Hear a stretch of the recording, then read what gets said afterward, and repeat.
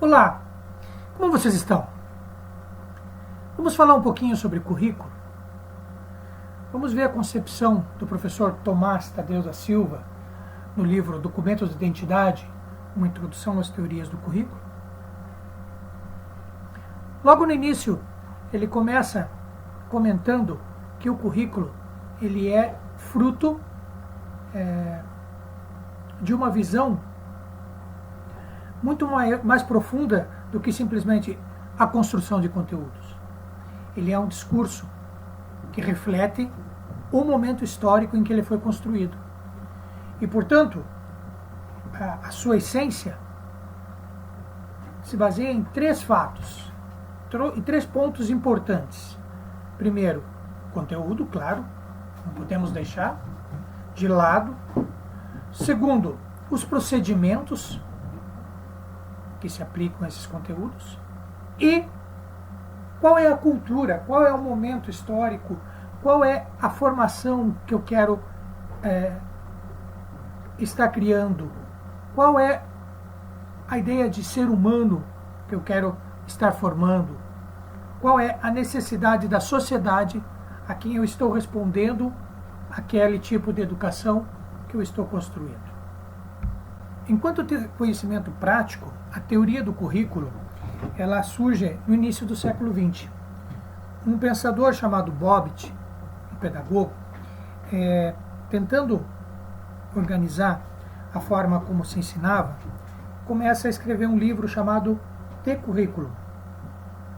Ele é um norte-americano e no ano de 1918 ele lança esse livro que foi, na verdade, um marco para o estudo do currículo. E ele vê justamente na construção do currículo um jogo de forças, de poder. São diferentes interesses econômicos, políticos, culturais, que fazem parte do currículo e do que se quer ensinar para formar um cidadão, para criar uma determinada educação. Então começa justamente a pergunta: eu devo formar um trabalhador ou eu devo educar academicamente a população? O que ensinar? Ler, escrever e contar bem de forma prática ou disciplinas humanísticas? Quais fontes? Aonde que eu devo recorrer? Conhecimentos acadêmicos, humanos ou científicos ou saberes do mundo ocupacional adulto? O ponto central, então, são os saberes objetivos ou experiências subjetivas que eu devo despertar nas crianças. O Bobbitt começa colocando essas questões para discutir a construção do currículo.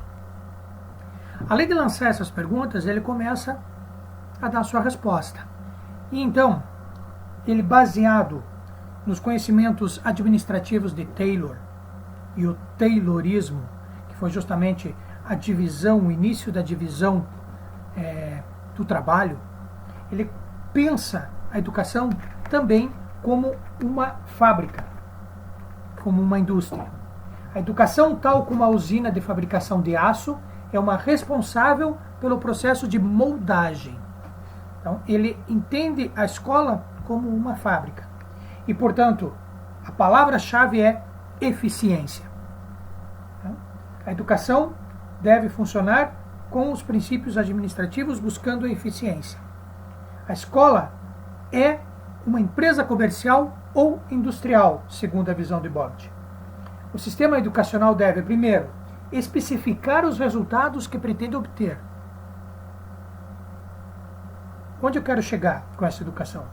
Estabelecer métodos para obter esses resultados.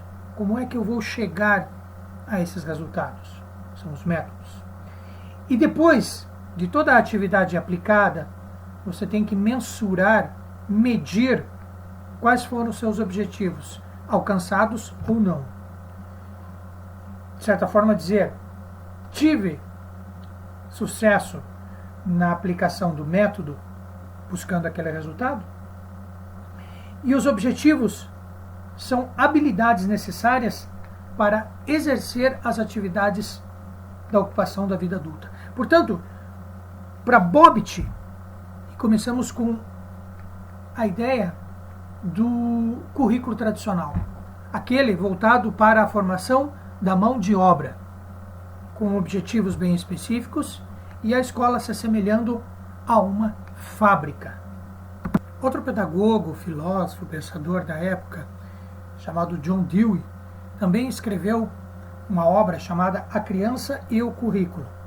E ele já tem uma visão mais progressista da criança. Muito embora ele concorde com a ideia de formação de mão de obra e de objetivos bem específicos, a forma, o método que ele julga ser o mais adequado é a partir do interesse da criança. É uma mistura, então, de preparação para a vida adulta e as práticas de princípios democráticos.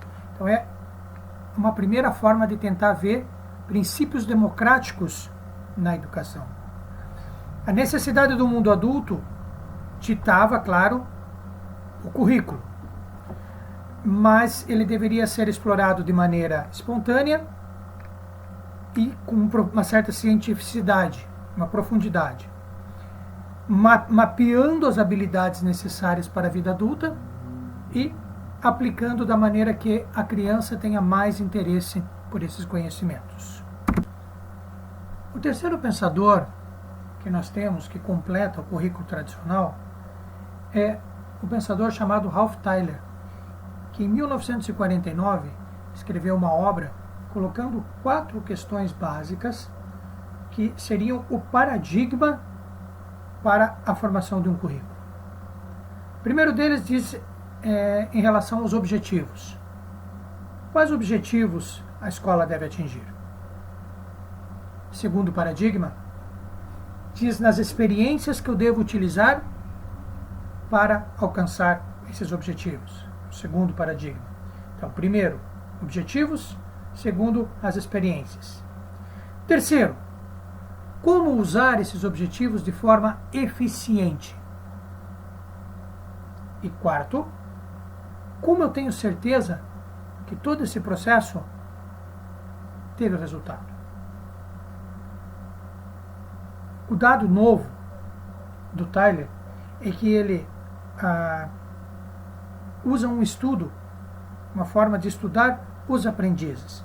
E ele entende que para verificar se essa forma de educação do mundo adulto nas crianças está funcionando, pode ser e deve ser acrescentado de auxílio de vários especialistas, como, por exemplo, a psicologia e o psicólogo, a psicóloga, né, que poderiam auxiliar na verificação se realmente esse currículo está conseguindo atingir os seus objetivos. Precisamos entender que todas essas formas desses pensadores anteriores, citados pelo professor Tomás Tadeu da Silva, constroem um currículo tecnocrático ou, no caso de Dewey, progressista. Essa forma de currículo é o que nós chamamos de currículo tradicional. E ele é uma reação direta ao currículo humanista.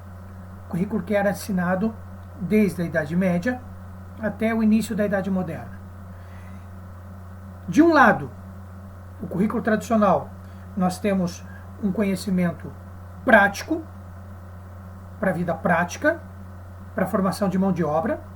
E do outro lado, o currículo humanista, que era o que se queria superar, falava das artes, da antiguidade clássica, do trivium, do quadrivium, dos conhecimentos geométricos, matemáticos, das artes.